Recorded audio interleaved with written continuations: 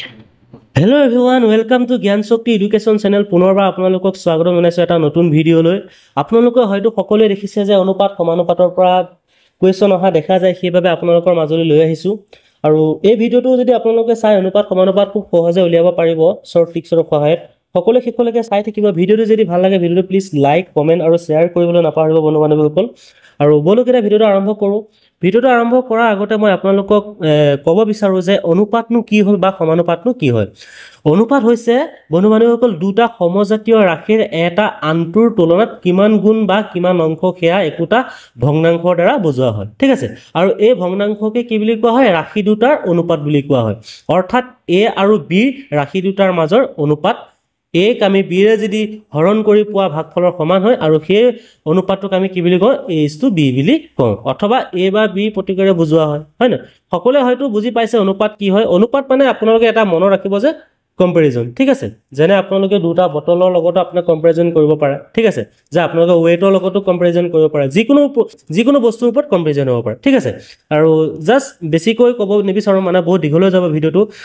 সৰু এটা example the বুজাব বিচাৰোঁ যে ইয়াতে দিয়া আছে a/b দিয়া আছে আপোনালোকৰ 2:3 আৰু b/2 দিয়া আছে আপোনালোকৰ b/c দিয়া আছে আপোনালোকৰ 3:4। ইয়াতে আপোনালোকক যেনিবা ক'লে a, b আৰু c ৰ মান কিমান হ'ব, এটা আপোনালোকে কেনেকৈ কৰিব? জাষ্ট আপোনালোকে বেলেগ একো কৰিব নালাগে। ইয়াতে a, b, c এনেকৈ পাতি ল'ব। তাৰপিছত a, b ভেলুবিলাক আপোনালোকে তলত পাতি দিব। ঠিক আছে, তাৰপিছত কি কৰিব? a তলত কি আছে? 2 আছে, b তলত কি আছে? 3 আছে, হয় না?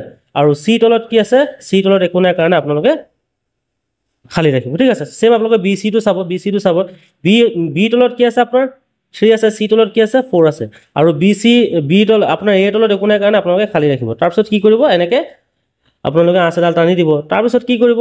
ইয়াত আমি কালাৰটো চেঞ্জ কৰি লৈছোঁ। তাৰপিছত ইয়াত যিটো খালী জেগা আছে ইয়াৰ আগৰ সংখ্যাটো ইয়াতে পাতি দিব, 3 পাতিব, আৰু ইয়াতে 3 আছে ন, 3ৰ পিছত ইয়াত আপুনি যিটো খালী জেগা আছে তাত 3টো পাতি দিব। তাৰপিছত কি কৰিব?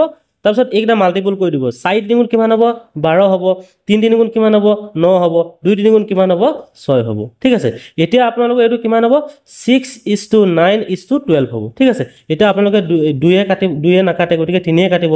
3 × 2 = কিমান হ'ব? 6 হ'ব। 3 × 2 = কিমান হ'ব? 3 × 2 কিমান হ'ব? 6 হ'ব। আৰু 3 × 3 = কিমান হ'ব?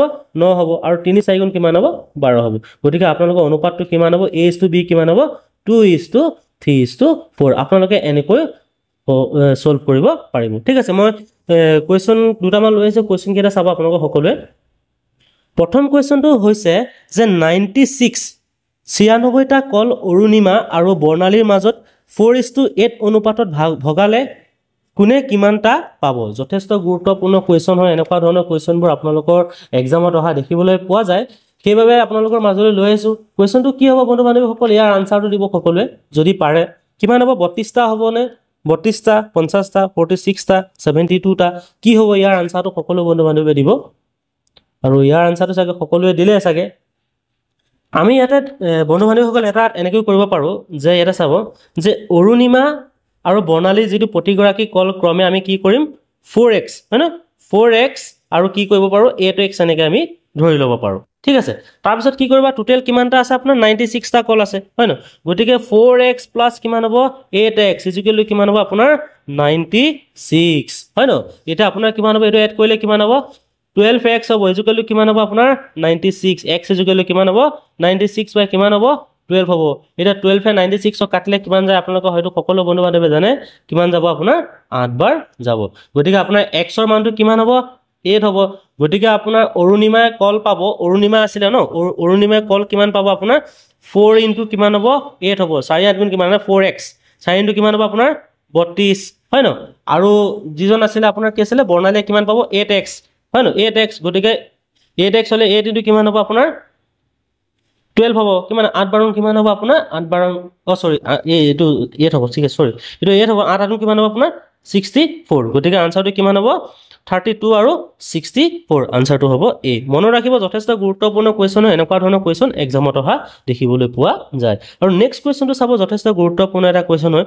দুটা সংখ্যাৰ অনুপাত 7:13 যদি প্ৰথমটো সংখ্যা 39 হয় তেন্তে দ্বিতীয়টো সংখ্যা কিমান হ'ব? এনেকুৱা ধৰণৰ কুৱেশ্যনটো দেখিছে চাগে, এইবাৰ অহা দেখা গৈছে, সেইবাবে আপোনালোকৰ মাজলৈ লৈ আহিছোঁ। ঠিক আছে, ইয়াৰ আনচাৰটো দিব সকলোৱে।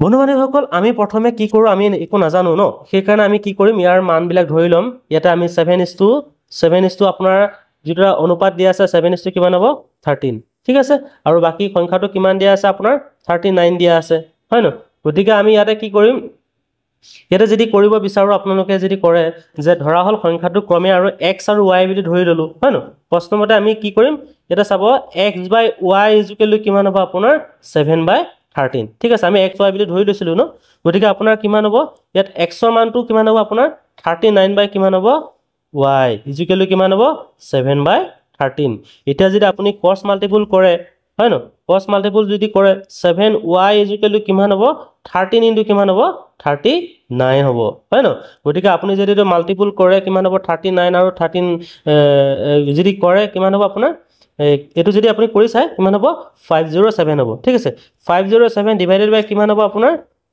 7 কিমান হ'ব y হয় ন গতিকে y মানটো যদি আপোনালোকে উলিয়াবলৈ বিচাৰে y মানটো কিমান হ'ব বন্ধু বান্ধৱীসকল এবাৰ উলিয়াই চাব সকলো চেষ্টা কৰি চাব তো ইয়াতো অপচন কিটা y মানটো এনেকৈ দিয়া আছে গতিকে অপচন কিটা এনেকৈ দিয়া আছে y মানটো আমাৰ কিমান হ'ব 507 ডিভাইডেড বাই 7 অপচন কিটা ইয়াত মই নিদিলো কিন্তু অপচনত আপোনাৰ এনেকৈ আছিলে 507/7 আনসাৰটো হ'ব আপোনাৰ এইটো ঠিক আছে মনত ৰাখিব এনেকুৱা ধৰণৰ কোৱেশ্চনবোৰ এক্সামত অহা দেখিবলৈ পোৱা যায় আৰু নেক্সট কোৱেশ্চনটো চাব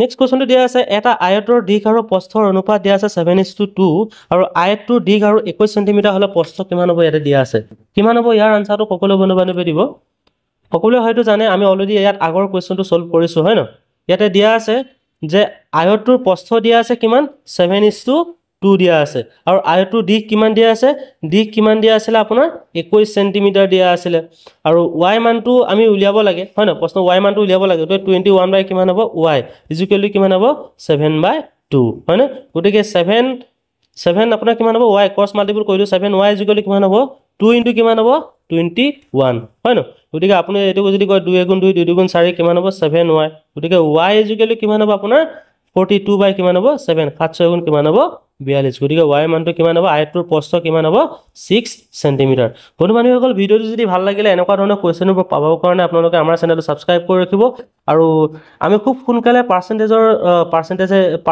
নহয় আপোনাৰ কম্পাউণ্ড ইন্টাৰেষ্ট আৰু সিম্পল ইন্টাৰেষ্টৰ দ্বিতীয়টো পাৰ্ট আপোনালোকৰ মাজলৈ লৈ আহিম আৰু চেনেলটো সাবস্ক্ৰাইব কৰি ৰাখিব পুনৰ লগ পোৱাৰ কাৰণে ধন্যবাদ জয় অসম জয় হিন্দ